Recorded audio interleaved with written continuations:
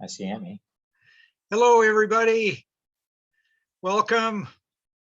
We're just waiting a minute or so here for other members to join us. So welcome to let's see, oh my gosh, it's April already. Welcome to the April 2021 meeting of the Democratic 21st Century Club. We'll get started here in just a second.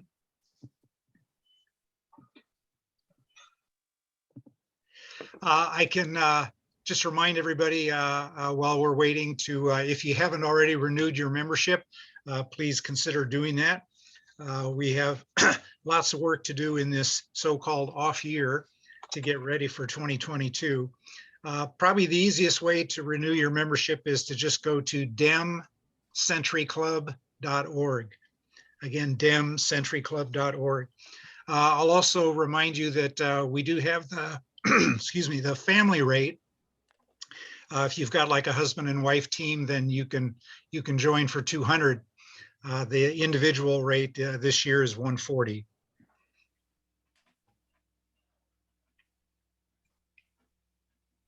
Well, excuse me. Welcome, David Cohen. San Jose City Council is with us today. And do we have any other elected officials that are with us today? If you want to just introduce yourself, you can unmute yourself and let us know you're here.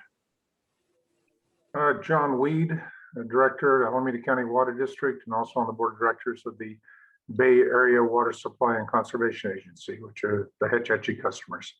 All right, welcome. Other elected officials besides our featured speaker, other than our featured speaker. All right, let's do a real quick breakout into small groups. When we do this live, it's nice to be able to say hello to people at your table or introduce yourself to people you haven't met before or say hello to friends you haven't seen in a while. So let's do that for 2 minutes and then we'll come back.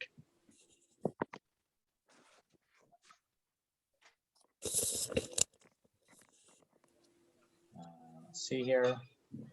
Just a moment, everybody. We're going to work on the breakout room thing here.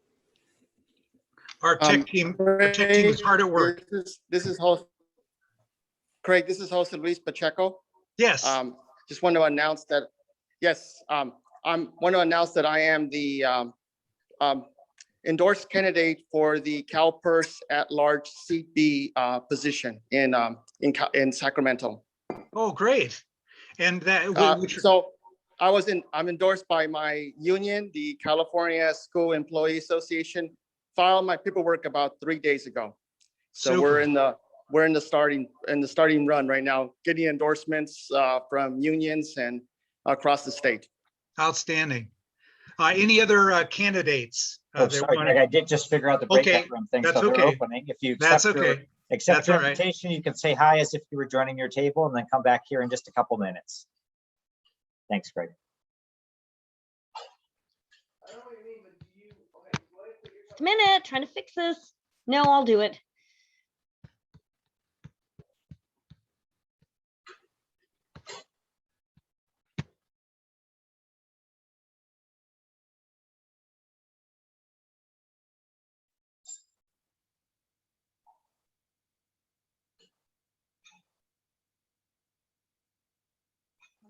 Are we in a breakout room? I think we're left behind, but that's okay. And trying to figure out if you might have an invitation to accept to go to a breakout room, but I didn't get one. I didn't get one to join a room. Yeah. Let's see. I didn't get one either. All right, we'll get you assigned. Either. You need to say hi to somebody. Here I am. It just showed up right now. Very good. Bye. Mine hasn't showed up.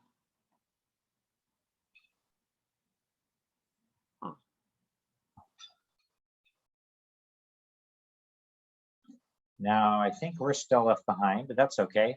Hi, Bruce. I'm Bill James. I'm chair of the Santa Clara County Democratic Party. You can unmute and say hi if you want. And it looks like we're left behind here with some other folks who are not yet. Can you hear me? Oh, yeah, there you go. How are you? It's great to meet you. For 20 years, I ran the Arts Council of Silicon Valley, and Oh, fabulous. Thank you for that.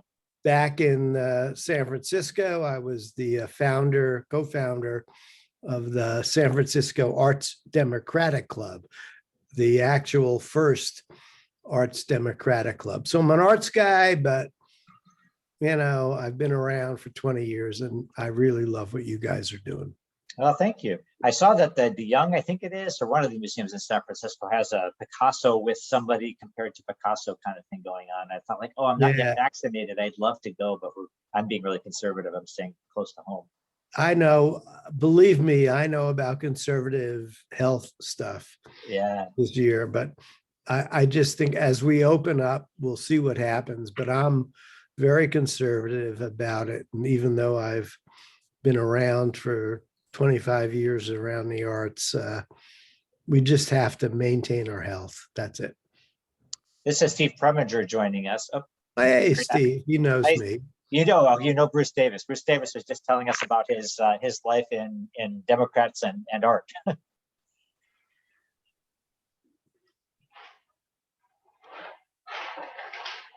So everybody else is in a breakout room, but I'm going to invite them back now. Craig always tells me to have these things go for 2 minutes, but people barely have a chance to say who they are in 2 minutes. So, but now they'll be back in 60 seconds. There he is. Hey, Craig, you're muted. I think you got muted when you got brought back. Welcome back, everybody. Okay, oh boy, this whiz-bang technology, I love it. Yeah, and they're all popping back. They'll be coming back in the next 30 seconds or so, Okay, by force or by choice. okay. I'll wait just a couple seconds till they get back and then explain to people how they can do our Q&A at the end.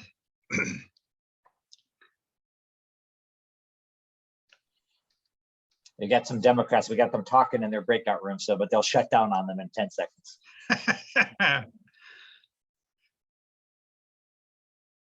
We Democrats are Gabby. Yes, it's important. It's how the world has moved forward.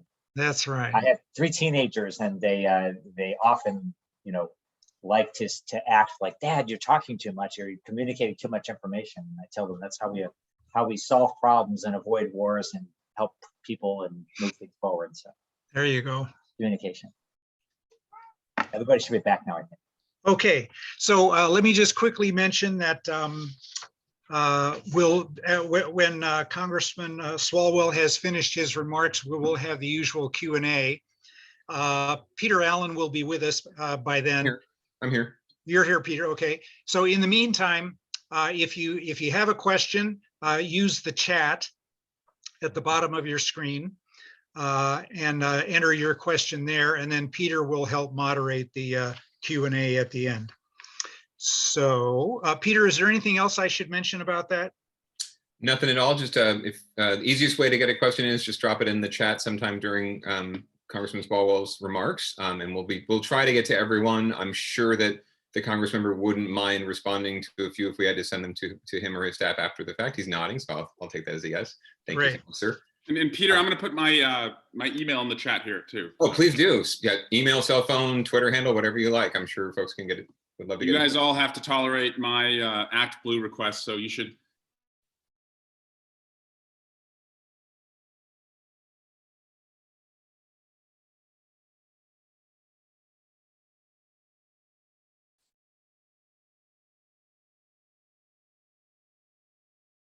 We're going to have a special bonus report from Trent Lang of California Clean Money Campaign. Just a short update on their current legislation this year, which is called the Ballot Disclose Act, and he'll explain to us what that is. Let me get right to our featured speaker, Congressman Swalwell. He's now in his 5th term. I was really surprised by that. It seems like just yesterday that he was beginning his first run. He serves on the Permanent Select Committee on Intelligence, the House Committee on the Judiciary, and the House Committee on Homeland Security. He also co-chairs the House Democratic Steering and Policy Committee. He's founder of something called the Future Forum, which is an outreach program to millennials to get them active in the process. He got his undergraduate and law degrees at University of Maryland, and previously served as Alameda County prosecutor and Dublin City Council member. Please give a warm virtual welcome to Congressman Swalwell. Well, thank you so much for the introduction, Craig, and thank you to the 21st Century Club for having me back. I know this is Anna SU country, and Anna has long been a mentor of mine and just a champion for the issues that you care about. Someone had asked in the breakout room how my kids are doing, and I told them, just wait a couple minutes. You're going to hear them. You may see them. I have given up on stopping them. It just is the nature of a 3-year-old and a 2-year-old who've been cooped up, just like, so many of your kids and grandkids.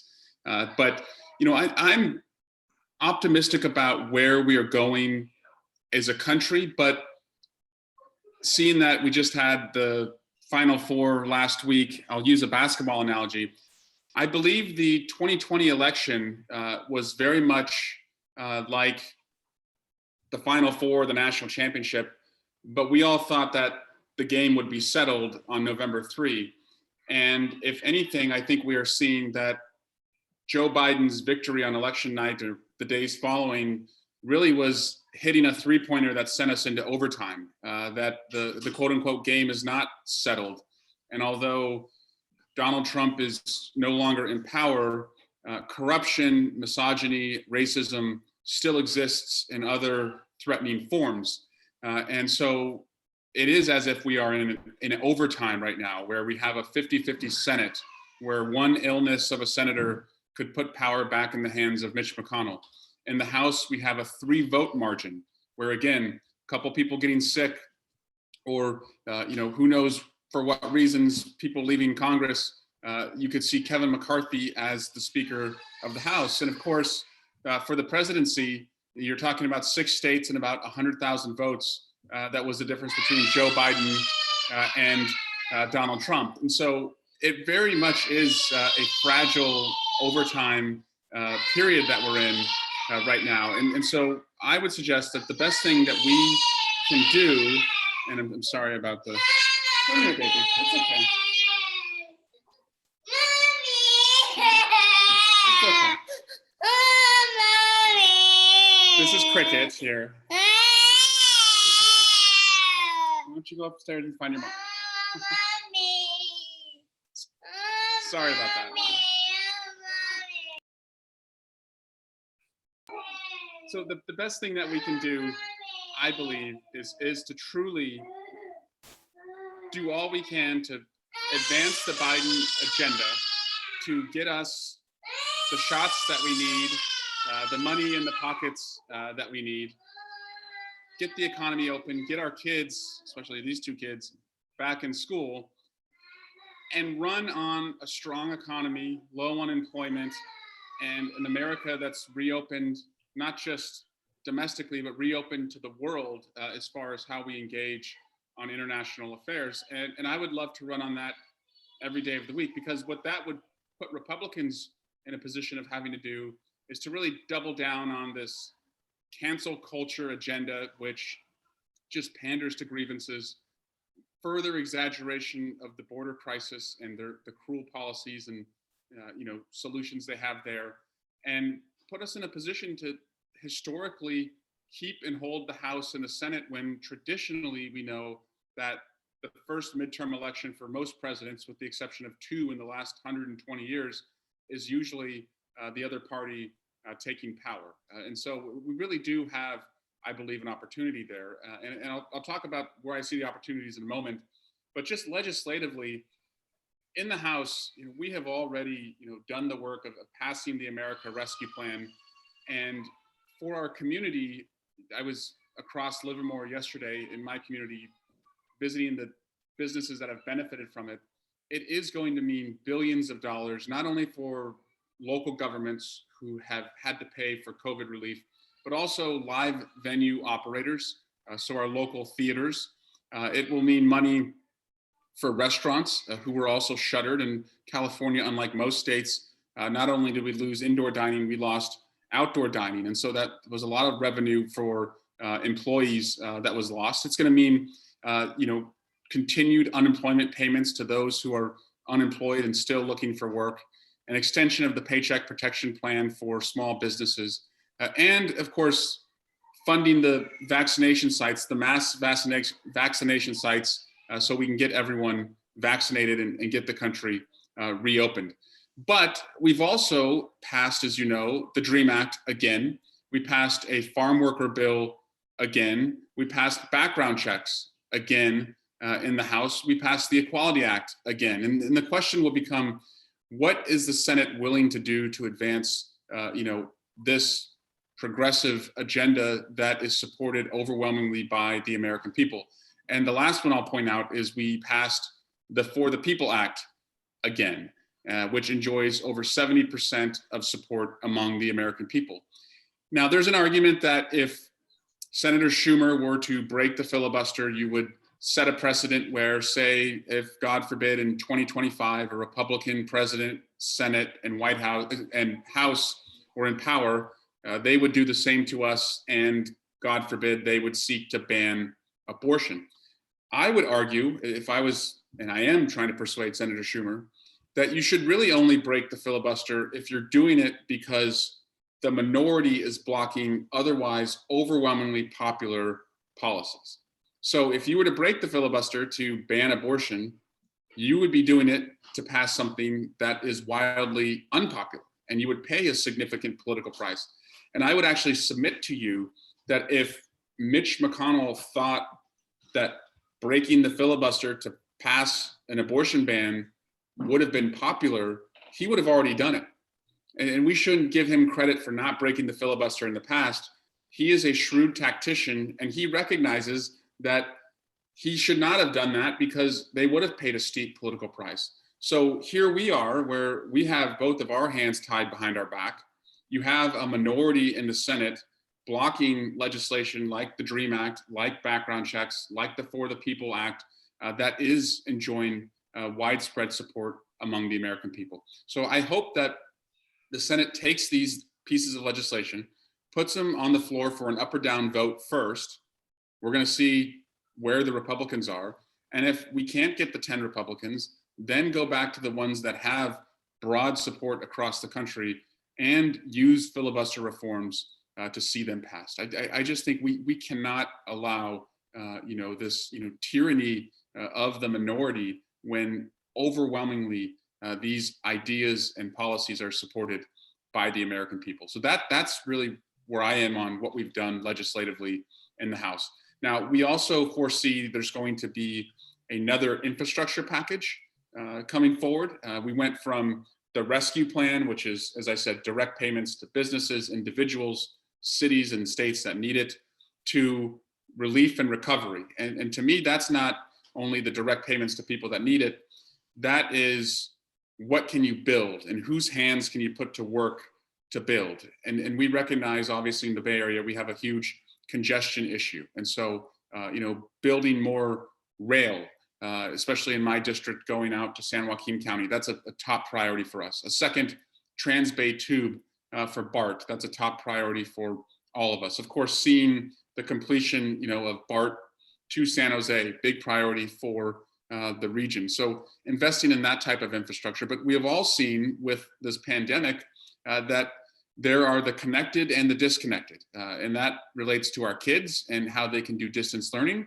And that relates to people in our community and how they can do work from home. And we have really seen that if you are connected, you can continue to excel at your job. And if not, there are limitations. So I would argue, and I do believe this bill is going to include broadband connectivity, not just in rural parts of the country, but we have dead zones here in the Bay Area. We have dead zones in Silicon Valley, and it's affecting kids and their ability to learn, and it's affecting our neighbors and their ability to work and compete in the job markets. And so that, to me, is also infrastructure worth investing in. Now, President Biden calls it human infrastructure. I think we probably need a better name for it, but he wants to also invest in childcare tax credits or childcare incentives or childcare opportunities for parents who are working and are otherwise not able themselves to grow in their workplace because of the growing cost of childcare. And I fully support that. Also fully support having paid family leave for all, not only for the federal government, which we passed 2 years ago in the Democratic majority, and were able to get President Trump to sign that into law. We want paid family leave for every working American. And again, I believe we can do that in this infrastructure bill.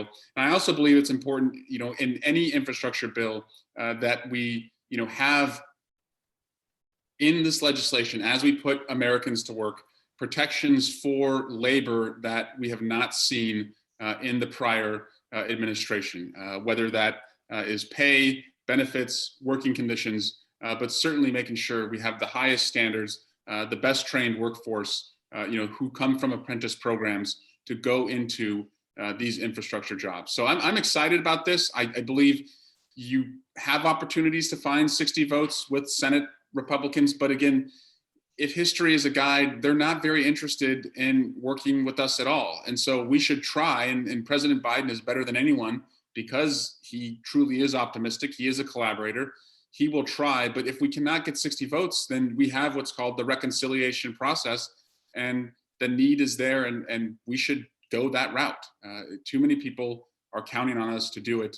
And President Biden is correct when he says he may not have united Republicans with Democrats in Congress, but on his ideas, his proposals, he has united Republicans and Democrats across the country. And that is probably more important than, partisan lawmakers, who are beholden to outside corporate interests who don't want to see any action on this. Which also, by the way, those corporate interests that have had a stranglehold, many of them have changed their tune, and they've supported the American Rescue Plan, and they've supported making massive investments in infrastructure. And I was even shocked to see Amazon supported increasing the corporate tax because they essentially are paying nothing right now. So I don't think the Republicans are even on the side of the big businesses who they think that they are protecting. I think they're just on the side of, a party that worships one person and tries to keep up with, the schizophrenic messaging and, really unbridled belief system that individual has. And so they aren't a party of principles anymore. They're a party of grievances, and they're not a party with, any center anymore. It really is a cult-like figure in Donald Trump, which gives us the opportunity. And the opportunity I see first and foremost here is for us to go back, now that we can knock on doors again, to old-fashioned canvassing and see the 4 seats that we lost in 2020 in the House as opportunities and in places that we should go as activists, once we have candidates and are able to go there, starting probably in the fall and then all the way to 2022. Now, the 4 seats that we lost in California, 2 in Orange County, 1 in the Central Valley, and 1 in LA County, what's remarkable about those seats, it wasn't anything wrong with the candidates that lost. And sometimes, a candidate has a scandal, or a candidate takes a vote that is really unpopular and out of touch with the district. In 2010, we saw that most of the people who had voted for the Affordable Care Act, thankfully they did that, but they still were a part of the crew that got wiped out in the 2010 midterms. In 2020, there was no vote, there was no scandal that led to us losing 25% of the seats that we picked up in 2018 to win the House. In fact, our candidates in every single seat across the country had more votes in 2020 than they did in 2018. So let that sink in. In 2020, every candidate who lost, who flipped a seat in 2018, received more votes in 2020 than they did in 2018. So that, I think, reflects that the Trump voter came out en masse in 2020. And the opportunity I see now, with a good economy, with the country reopened, and with Donald Trump not on the ballot, and our voters looking at this fragile Senate, fragile House, if people know what's at stake, we can win those seats back. We can grow the margins that we have in the House. And of course, with Senate seats across the country as either flippable or pick up open seat opportunities, we can grow the margins in the Senate, and we're not beholden to, what a small number of senators in very moderate seats think about where the country should be going. On the Senate map, there's about 5 or 6 real opportunities. Of course, the top 2 would be Wisconsin and Pennsylvania. Pennsylvania is an open seat now. Wisconsin has Ron Johnson, and I hope he stays in that seat because he is certainly worth going after, considering how much he's doubled down on the insurrection and Donald Trump's policies. But also throw into the mix Ohio, Florida as two other seats that we can compete in, and an open seat in North Carolina with Richard Burr no longer running. So you're looking at 5 or so seats. Even Kentucky, Rand Paul is on the ballot. We had a great candidate who lost in the primary to Amy McGrath, Charles Booker, who may be running again and would be our best candidate, I believe, to run against Rand Paul. So we have opportunities in the Senate. And of course, we have to protect 2 seats that are most at risk. That's Mark Kelly in Arizona, and of course, Reverend Raphael Warnock in Georgia. And so a lot of work ahead, but I am not down at all on the midterms. I know that you're up for what it's going to take. And I promise you, through my organization, which is called Remedy, where we have been a part of the work to create the majorities in 18 and 2020, we are investing in not only volunteer recruitment, but volunteer training. So we're going to better train our volunteers. We're going to be on the road. We'll be taking buses to these congressional districts in California and out in the West, in Arizona and Nevada, to do all we can to make sure that we keep this country moving forward and putting Donald Trump and Trumpism farther and farther in the rearview mirror. And I would love to, work with the club on how we can do that. But be optimistic. We have every reason to be. Recognize it's fragile, but we've done the hard work. We know what the payoff is, and now we just need to grow it. So with that, Craig, I'll turn it back over to any questions you all may have. All right. Thank you so much. Peter, have we got any questions for the congressman? Not as of yet, but everyone feel free to drop those in the chat right Well, now. I see a hand from a gentleman named Steve Preminger. Oh, I do. Why don't we go to Steve? Thank you. Simple question, Congressman. I can't think of anything more important than restoring or passing the federal voting rights protections. And I'd like to hear your comments on what you think the chances are of that, and whether that will be a top priority, et cetera, et cetera. Thank you. Thanks, Steve, for recognizing that. You're absolutely right. I liken it to, it's a different challenge that our country had, but when President Lincoln was in the midst of the Civil War and was made a number of offers by the Confederates to end the war, declare the Union as the victors, but their only ask was that slavery would continue to remain intact. President Lincoln wisely recognized that although that would be easy and that would end the loss of life that they were seeing, it would not address the structural issue that was dividing the country. And right now, at this point in time, in 2021, the structural issue that is not easy to address, but I think has to be the most important issue we take on, is voting rights in the For the People Act. It's the dirty money, the dirty maps, and the dirty tactics used to deny people the ability to go to the polls. And I'm afraid that post Georgia and Arizona, where we all lauded the secretaries of state there for certifying the election results, the leaders in those states have learned the wrong lesson, which is, rather than saying the person we voted for did not win, but we did the right thing and certified the election for Biden, that's integrity. The lesson that they have learned is, let's create rules so that we are never in a position again where we have to certify an election for someone we didn't vote for. And so we very much have to pass the For the People Act and the John Lewis Voting Rights Act. But I don't think we have 10 votes in the Senate. And as great as our arguments are, and as much as the American people agree with us on them, the Republican senators, when you tell them that we're going to have independent redistricting and we're going to get rid of the non-transparent, unlimited money to the best we can that helps them, they just see it as existential. And so that's why I believe that is worth breaking the filibuster to pass. And again, we don't know where independent redistricting would take the country, whether it would be more Republican, more Democratic. We didn't know in California when the Democratic Party opposed it on Prop 14 in 2010. We've picked up over a dozen seats as Democrats. I just think as Democrats and as good government citizens, we all believe that when the lines are fairer and there's more access to the ballot box, we're all better off. And I do believe it's worth breaking the filibuster to do that. Congressman, real quick follow-up question to that from the chat. Do you worry about Joe Manchin blocking, everything we try to do through the Senate? And do you think that any of the green infrastructure components of the, both infrastructure, but also just the green economy stuff that would really benefit West Virginians, do you think that might help to get his support?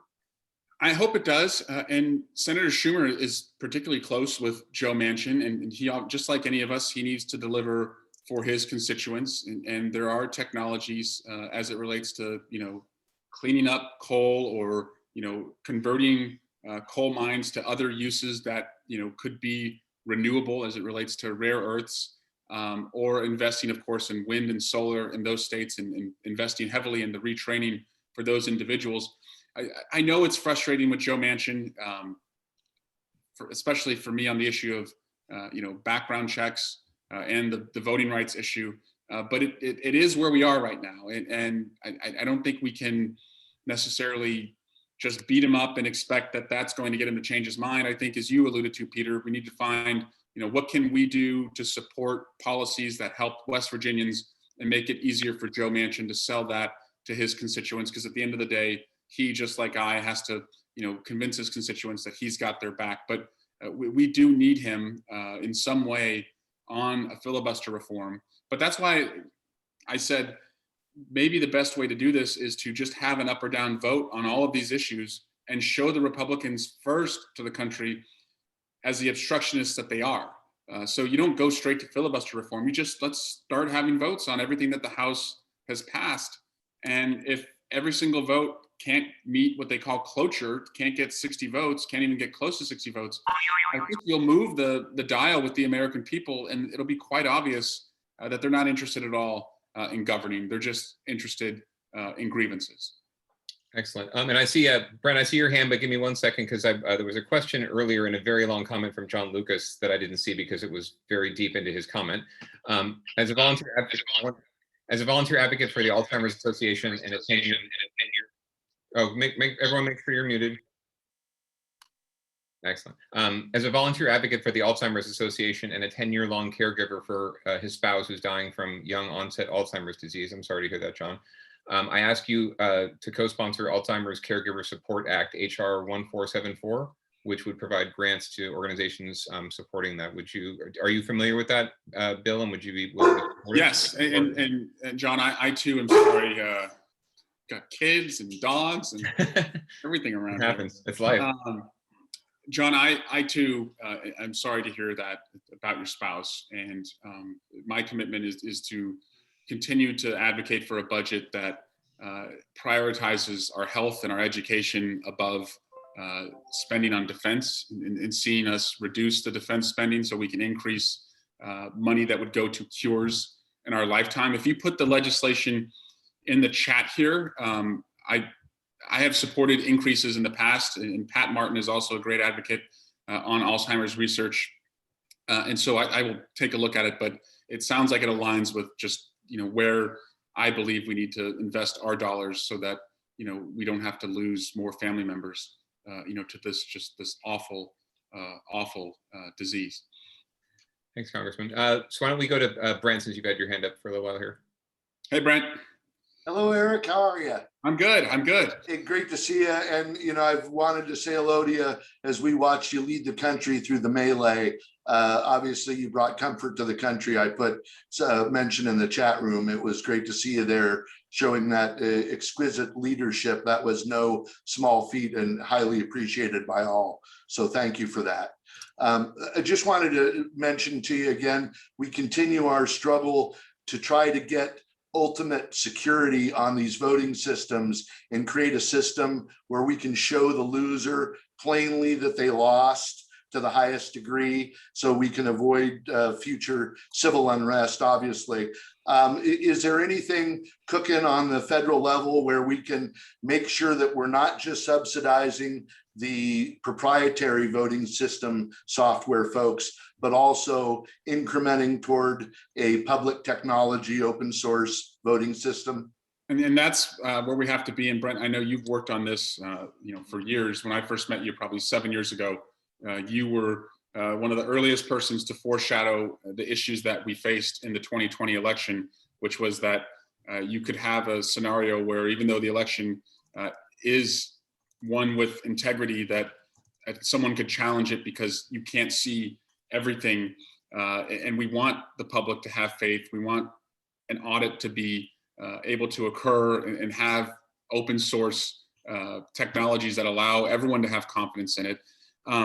So I support that as infrastructure as well. As we look at an infrastructure bill, that would be, election infrastructure, which we certainly need in this country. And I worry too, Brent, that right now, when you look at polling, I just looked at a poll for the Ohio Senate race, 70% of Ohio Republicans believe that the election was stolen from Donald Trump. And as you think about how do we govern in a country like that, where the big lie has, metastasized and made its way everywhere in this country among the Republican parties, what do you do to cure that and to find a way to govern? And I think having more and more transparency about around our election systems is the way to do it.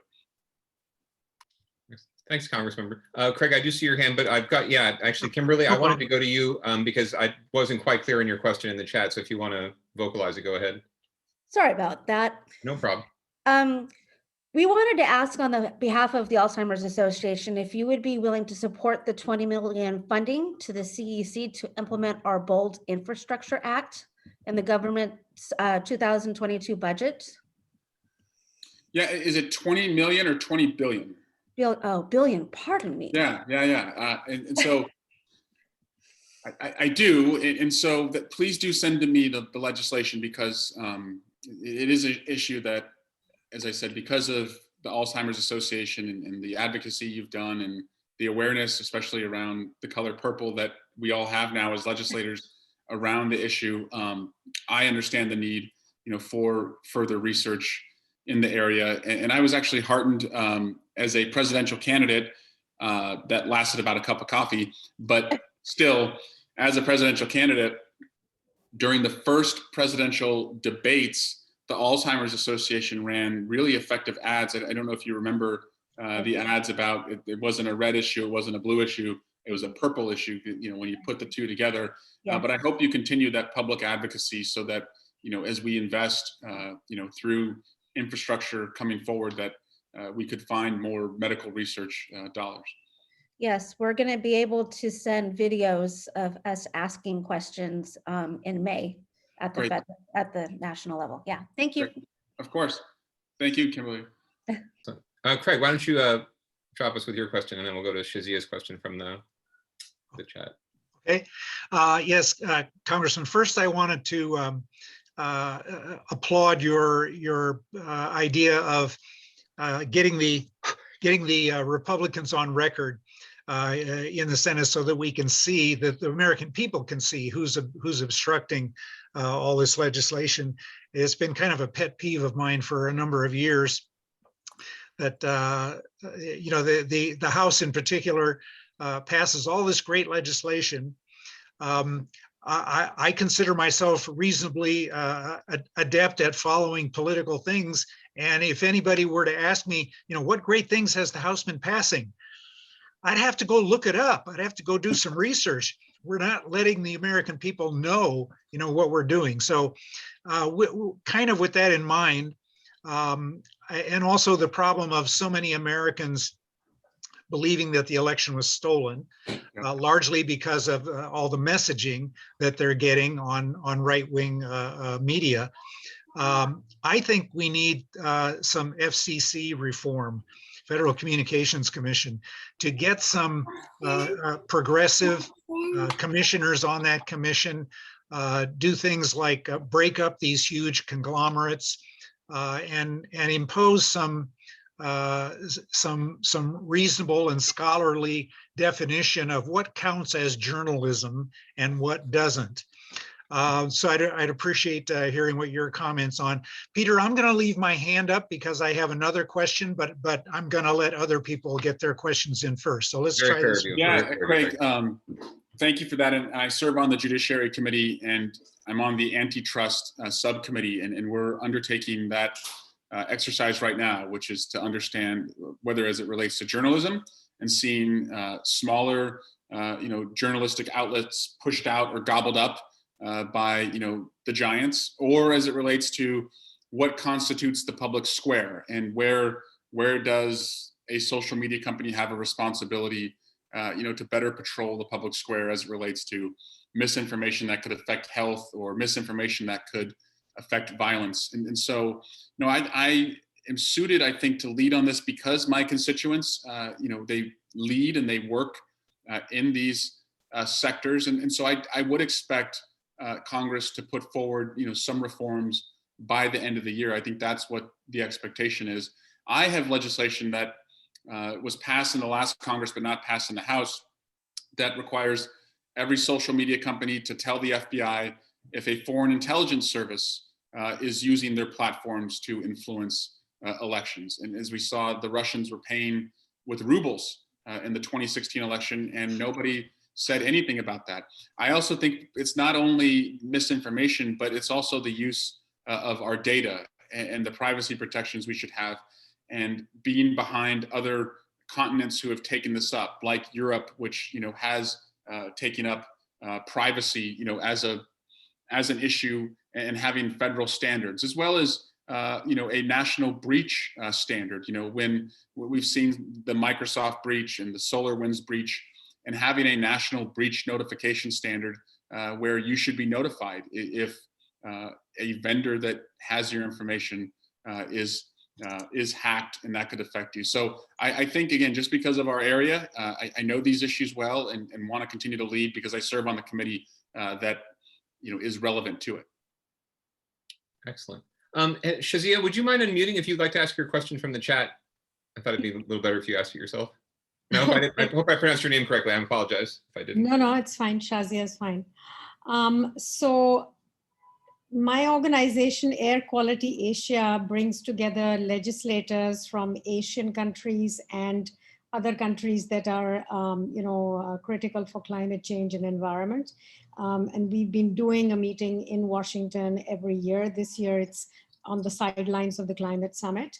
In 2018, we had put forward the idea with some of your colleagues at that time, Colleen Hanabusa and Rep. Krishnamurthy, the creation of an Asia-Pacific partnership on air quality.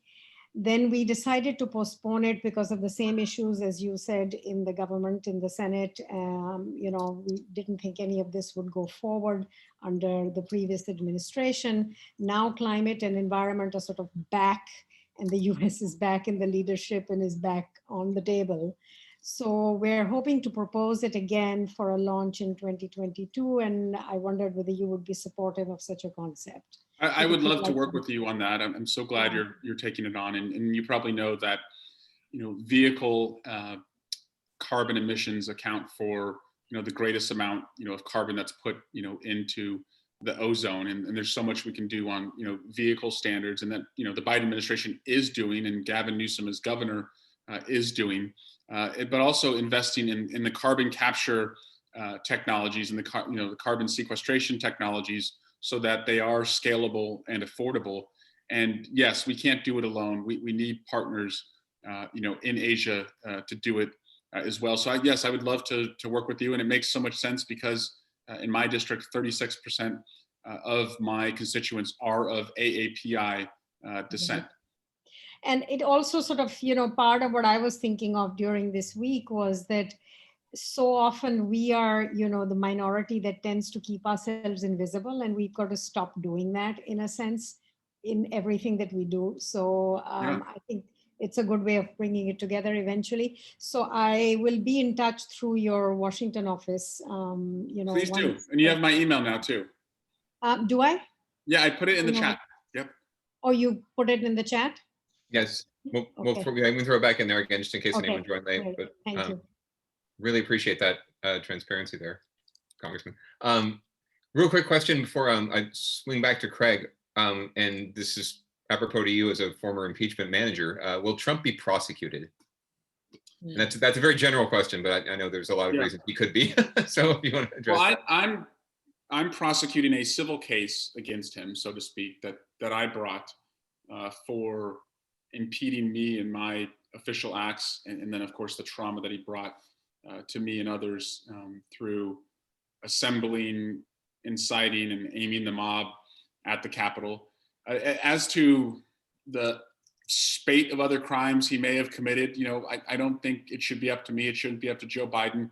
I want to go back to the days where independent prosecutors decide, but as a former prosecutor, it does appear that he is criminally exposed, probably on taxes, certainly on being individual one in a silence payoff that he participated in. Bob Mueller identified 10 obstruction of justice crimes as it related to the Russia investigation. So there's a lot of exposure there, and I think it will just come down to, I hope only come down to whether it can be proved beyond a reasonable doubt. I don't think he deserves any favors, and I think he has been such a wrecking ball that this is not something where you could just sweep it under the rug and say, for the good of the country, we're not going to prosecute him. If he has committed crimes that can be proved beyond a reasonable doubt, I think he should be prosecuted. And I actually think that is for the good of the country, to show that we will not tolerate somebody who believes they're above the law. Speaking of which, any thoughts, and you can be brief because I know we don't want to give him any more publicity, but any thoughts on your colleague, Mr. Gates, and what's currently facing him? He is a part of what I call pro wrestling culture that we see in the House. So if you and I and Matt Gaetz, or you and I and Ted Cruz, or you and I and Jim Jordan were just, sitting at a cafe or at a bar, you're not going to believe this, but you would love those guys, because they are just the biggest ass kissers, and back slappers, and they'll see me in the hallways, and Cruz says, "Oh, Swalwell, you did such a great job on that interview," and Gaetz will say, "Oh, I loved you on Fox News. You did such a good job, man." And to me, that is sickening, because to them, they look at the people they represent not as constituents, but as fans, like they were pro wrestlers, and that they can go on Fox News and hit me over the head with a steel chair and say awful things about me. But when we see each other in the hallways, I'm supposed to be cool with it because it's just for the fans and it's just for entertainment. And that's sickening, but that's the psychology of many of them, that they're just seeking fame. I will give credit to, again, this may surprise you, Marjorie Taylor Greene. When she walks by me in the Capitol, she wants to kill me. She looks at me with like a look of death. So I actually give her credit that she believes in her crazy, and she doesn't want to like backslap and bro out with me like those guys. So I don't know what they believe. Again, there's no principles there. I think they'll just say whatever they can to find fame. And that's really, really disturbing. And it makes it really hard to govern when fame takes, priority over progress. And that's what we're up against. I don't engage with that. I just walk by, and I think they're starting to get the picture. But if you ask my colleagues or the colleagues in the Bay Area who are around me that you all know, I think you'll find that they have the same experiences. And I think they don't understand why we don't want to just all be friends, because to me, too much is at stake. And if you're going to go act like that, I'm not going to treat you like a colleague who's worthy of respect. That is an apropos analogy to the WWE with WrestleMania coming up this weekend. So yes. Real quick, I know Craig has his hand up again, but I know that our current party chair here in Santa Clara County, Bill James, had a question, so I wanted to let him. Absolutely. Ask. Hi, Congressman Swalwell. I was going to ask you actually about your lawsuit, and I was curious about accountability for Donald Trump, so thank you for addressing that. I want to also acknowledge and thank you for your service. I think that we don't really think of our members of Congress as being on the front line in that particular way, but that was obviously a very dangerous situation, and it could have been an even greater tragedy for our country if things hadn't gone the way that they had gone. So thank you for being there and for sticking it through and for getting your jobs done after the fact so that we could have our president.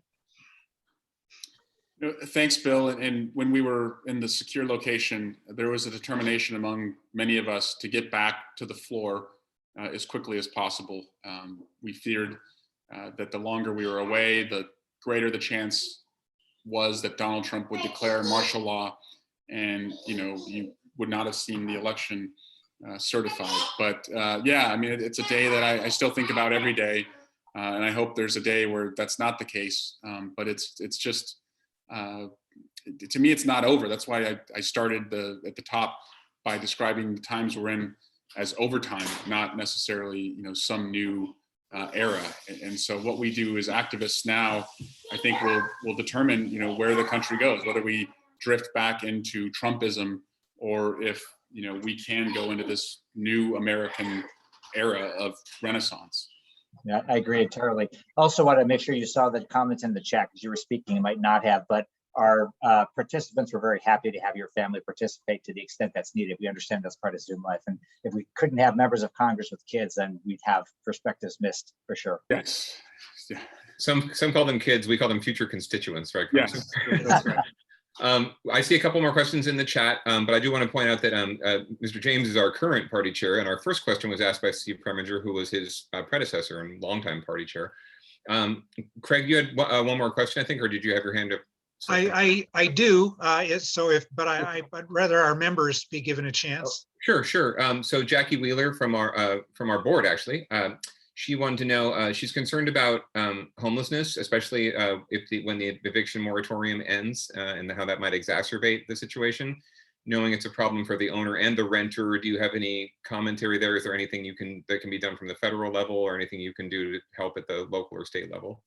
We have tried in multiple relief packages for COVID to give landlords to give landlords relief for the rent that's not coming in. And again, it's kind of a little bit counter to how you would view Democrats, right? Like we're always on the side of the tenant. But Maxine Waters was adamant that the best way to help tenants was to make sure the landlords could receive subsidies for tenants who were not able to pay. So that way you didn't see, although there's a moratorium, a 10 months of back rent due that no one would be able to pay, and then you have mass eviction. And we were not able to get the Republicans to go along with that. So I too fear that you're going to put what is already a homelessness crisis in California and add to it when an eviction moratorium is lifted. So I think when we look at what the Biden team calls the human infrastructure, we need to make sure we're investing in ways that can protect against that.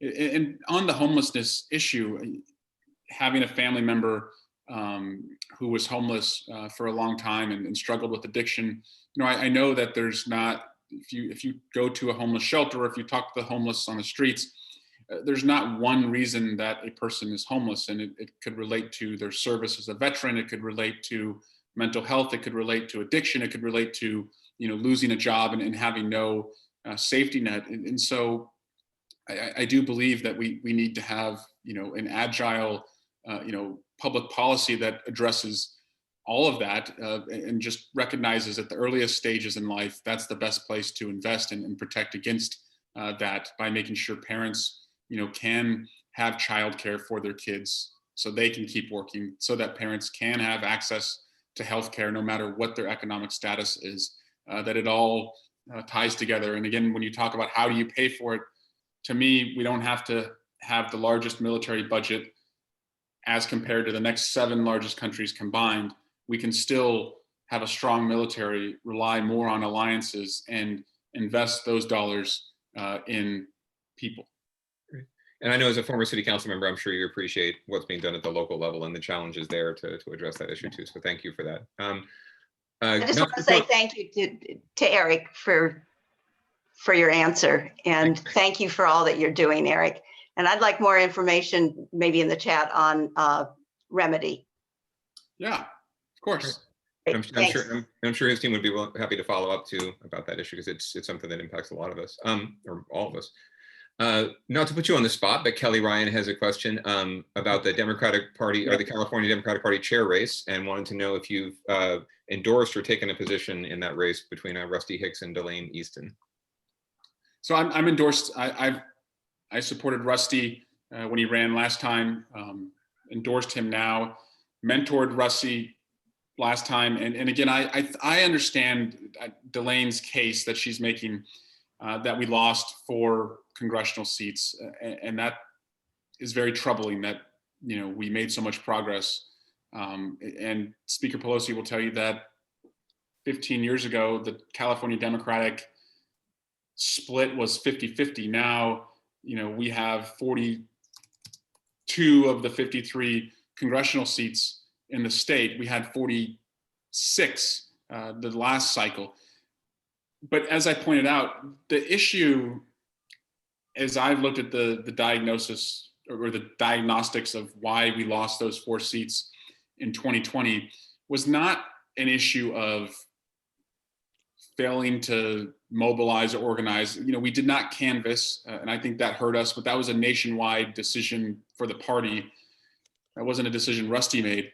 It was truly that the Trump voter came out in droves. And so I think Rusty has earned the right, to, get this organization stood up, try and help us pick up those 4 seats. He's got a big test coming this fall with the recall. And that's why I'm supporting him. And again, that takes nothing away from Delane Easton, who actually, served most of her public career in my district and who I admire. But I don't fault Rusty for the 4 congressional losses, and I want to see him succeed because there's a lot at stake coming forward. Great. Thank you for that. Can we go to Craig? Why don't you go to you? Okay. A quick follow-up to my previous question, and then I have a new question. The FCC, Federal Communications Commission, and your antitrust efforts in the Judiciary Committee, is that something, can the Congress do anything legislatively, or is that something, if you wanted to try to break up these big conglomerates, would that need to be referred to the Justice Department? Well, the Justice Department can only enforce the antitrust laws that already exist. And I think most people on all sides of this issue agree that, the antitrust laws that exist were almost entirely based on competition, price, access. And here you have many platforms whose services are free, or in the case of Amazon, it's the cheapest place where you go. And so it's hard to argue that they monopolized the market and then drove up the prices. But I think the example of diapers.com, where I know this example well as someone who buys a lot of diapers, diapers.com was its own standalone company that sold its diapers on Amazon's platform. And then Amazon, recognizing that there was a market for this, created through Amazon Essentials its own diaper product and put diapers.com out of business. And then the question really is, did they abuse the data that they had from the people that were buying diapers to retarget those folks with a cheaper product? And I don't think current antitrust law addresses that. So what we're grappling with is, how do you address, if a company gets too big, or how they use their data, or what privacy rights, we all should be entitled to. Okay. Another unfortunately dysfunctional federal agency, the FEC, Federal Elections Commission, has been dysfunctional for many years now. Ann Revelle, who you probably know, former chair of the FEC, resigned because it was just impossible to get anything done. You got a 3-3, 3 Democrats, 3 Republicans. The Republicans would always vote as a bloc, and you couldn't even enforce flagrant violations of the federal elections law. So my question is, do we know if how many commissioners there currently are? Do they even have a full staff? Would it require legislation to make it a 4-3 type commission where we get something? And you have any idea what President Biden is doing in that regard?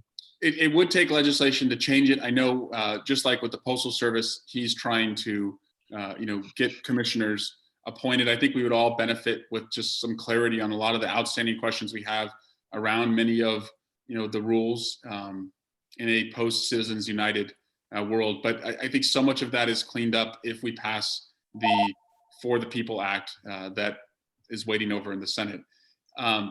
Peter, I have to run. I'm actually going to thank. I'm happy to share with you. I'm going to thank one of the officers who bravely put his body in harm's way to protect all of us during the insurrection. I've tried to meet as many of them as I can, and I'm going to go meet one of them today. So I'm back in DC now, and so I wanted to do that before the weekend. So absolutely. Yeah, thank you all again for what you're doing. I put in the link Remedy PAC's website, and also we just launched on Remedy.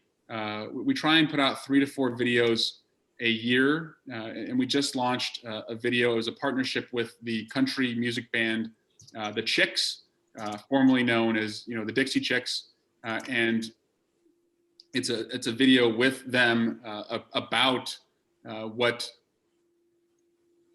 I'm trying to find the link here. It's a video with them about the insurrection and who we need to hold responsible. So if you're looking to get fired up for the 2022 election, just click on the videos link on Remedy, and you'll see where we need to direct our energy. So thank you all again for what you do and for giving us hope. And I do believe we can win the overtime. All right. And thank you for giving all of us hope. Of course. Let's give a virtual hands and claps to. Thank you, guys. Eric. Thank you so much, Congressman. Have a great day. Of course. All right, Craig, I will turn it back to you. I think Trent is here if you want to go to him for his. Oh, great. So let me just give Trent Lang a brief introduction here. Full disclosure, since that's California Clean Money Campaign's big thing, I'm South Bay coordinator for California Clean Money Campaign since 2004. We have been working the last several years, as all of you are painfully aware from all the petitions I've asked you to sign, on various kinds of disclosure. And we've had great success. Starting a few years ago, we finally got the California Disclose Act passed. Since then, we've passed the Text Message Disclose Act and the Social Media Disclose Act, and we've had some victories in some other areas as well. So I asked Trent to, if he could give us a quick update, like 5 or 10 minutes, on our latest bill this year, which is called the Ballot Disclose Act. Trent has been amazing. He's been one of the founders of California Clean Money Campaign, is highly regarded in Sacramento, as is our whole organization, thanks to Trent's efforts. So Trent, you want to tell us a little bit about the Ballot Disclose Act?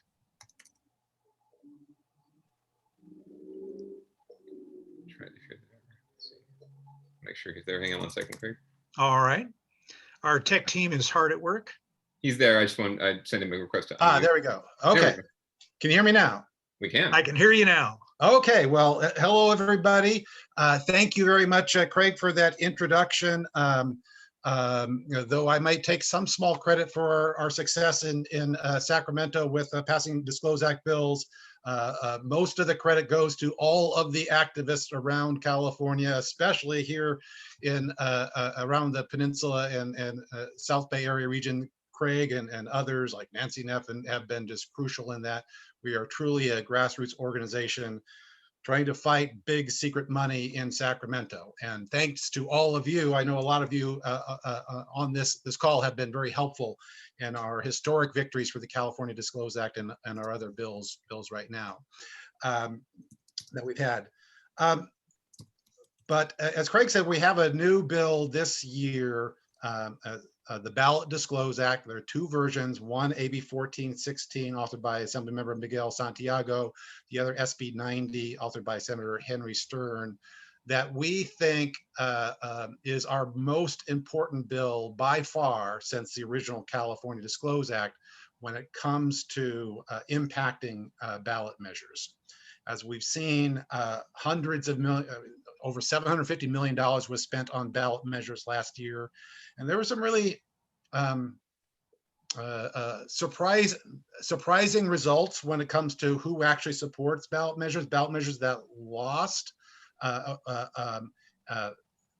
But not surprising when you look at all the money that was spent, like Prop 22, the Uber initiative that passed after they spent $200 million, over $200 million supporting it.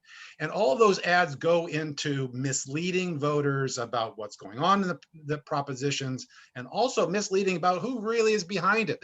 They try to make it seem like popular groups are really behind these things. And the antidote to that, one antidote is the California Disclose Act that we've been passing to make sure people can see who's paying for those political ads. And that's really crucial. And we're going to continue strengthening that as we go along with all of your help.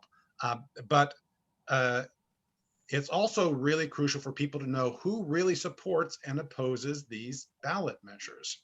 And the ballot pamphlet the voter guide is a great place to get that information. When you look at who signs those arguments for and against, you have trusted organizations like the League of Women Voters or ACLU, AARP, the California Teachers Association, and then and other groups like the California Chamber of Commerce and Howard Jarvis Taxpayers Association. They sign it. So when you look at those arguments, you can really see, all right, where do established trusted organizations stand? The problem is that the ballot pamphlet, as we all know, it's over 100 pages long usually, and not everybody has time to go through and read that whole 100 pages, or much less remember it, even if they do read it. So people don't know what's many voters don't go in not knowing who supports it. We did a poll of likely voters recently.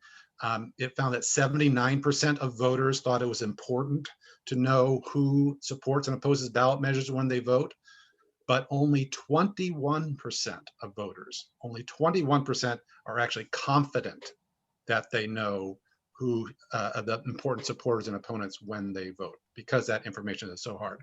So what the Ballot Disclose Act does, and I'm grateful to the club for endorsing it and joining so many other important groups in your area to endorse it, just adds a short list of supporters and opponents who signed the ballot arguments. With new amendments, it'll be a maximum of 125 characters each, so it won't add that much to the ballot argument. It's actually chosen by those who send in the arguments for and against that appear in the voter guide. So they have to be the same groups. There are rules to make sure, new rules to make sure that they're not fake organizations. They have to have been established for a certain period of time and so forth. So that would appear on the ballot for all state ballot measures. We're gonna, new amendments will give the counties the option to do it for local ballot measures also.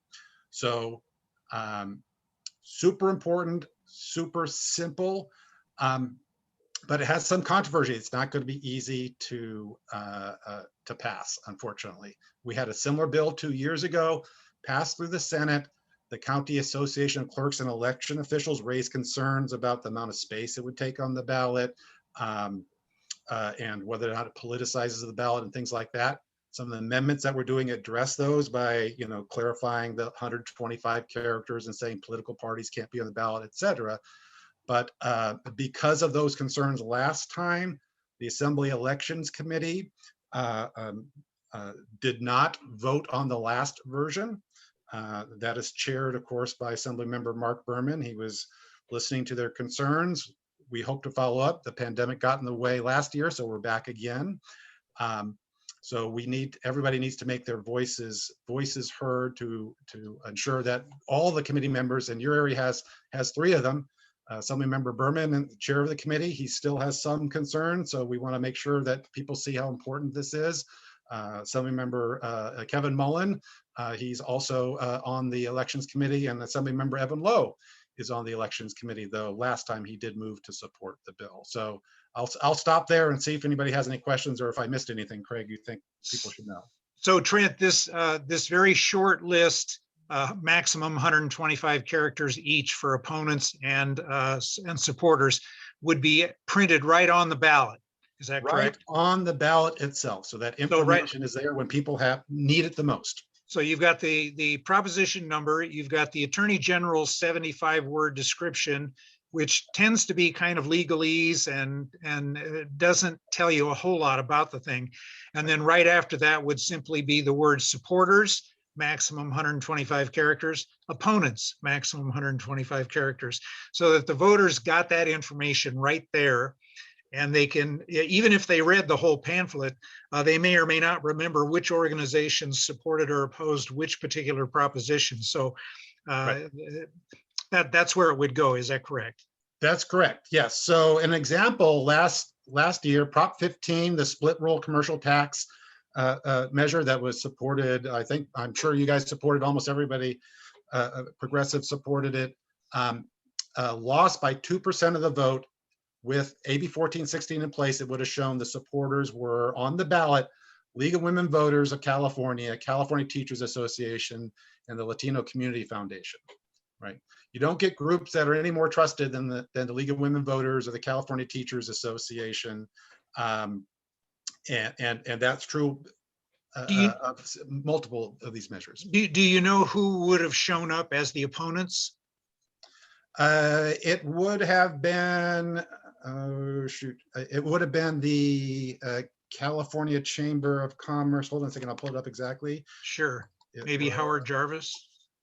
Howard Jarvis is the usual signer. The Chamber of Commerce usually signs these measures. I'm sorry, I don't have that right. That's okay. Probably Howard Jarvis, the Small Business Action Committee, often signs these letters in the other side, I would say. Trent, what about phony sounding names? You know, Californians for a Better America, or you know, Californians for More Jobs, or you know, what about using phony names on there? So great question. So two things: the new amendments will bar any organizations that haven't been in existence for 2 years, that don't have at least one full-time staffer or received at least 500 individual donors in the last 2 years. So that will prevent creation of new fake nonprofits that they would do right now. There can be established groups that have been around for a while that they might use, but if one side chooses some good sounding senior organization name that's maybe been around for a while, but the other side shows supported by AARP California, we think people will make the right decision. They'll go, well, that's a good sounding senior group name, but I've never heard of them. But the other side is supported by AARP. I know who AARP is, and I trust them. So that's why we think that the fake issues are addressed pretty well in this bill. Peter, do we have other members who have questions? I did not see any in the chat, but if anyone has a question for Trent, now would be the time. I know we're pushing 1:15, so I know some folks have to scoot at some point. So, but yeah, nothing at this point, Trent. Okay. But thank you so much for being here. So Trent, would our members who are, you know, very well connected and very active, if they happen to know any of those assembly members that you mentioned, would it be good for them to reach out to them, especially if they know them, and urge their support? Absolutely. That is one of the most powerful things that people can do. If you have connections with your legislators, and there are 3 on the committee, calling them, letting them know that this is important to you is extremely, extremely important. What were their names again? They are Assembly Elections Committee Chair Mark Berman, Assembly Member Evan Lowe, who's also on the committee, and Assembly Member Kevin Mullen, who are on the committee. And if you go to our website, yesfairelections.org, YES fairelections.org, you can sign the petition, get us info, and reach out to Craig if you have questions and want kind of talking points sort of thing. He can help you with that as well. Excellent. Thank you so much, Trent. I really appreciate your taking the time to fill us in on the latest. And thanks to everybody for showing up today. Craig, I do have, I want to just give a shout out. I'm not sure if he's still here. Let me make sure. He's not still here, but we did have a candidate join, I think a little late, but Rob Rennie, who's a declared candidate for County Supervisor District 1 next year, was here with us, a Democrat, Los Gatos councilman, so I wanted to recognize him. And I also saw at one point, she's not, I don't believe currently elected, but Betsy Bechtel, who's fellow Rotarian of mine, but also former Foothill De Anza trustee. So thanks everyone for joining us today. Super. And thank you, Peter, for your encyclopedic knowledge of who's running for what and who's already holding those offices. No problem. Well, once again, I would love to tell you about next month's program, but I can't.